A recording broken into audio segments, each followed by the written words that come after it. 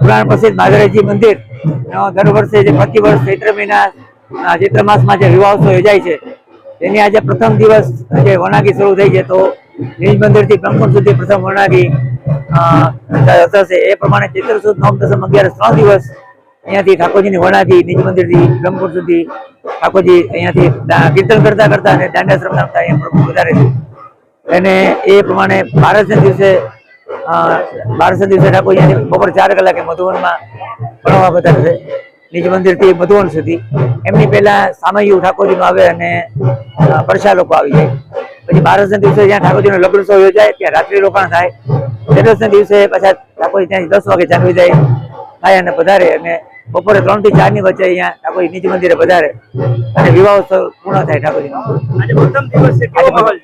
આજે આ સરસ માહોલ છે અને એકદમ આનંદનો માહોલ છે।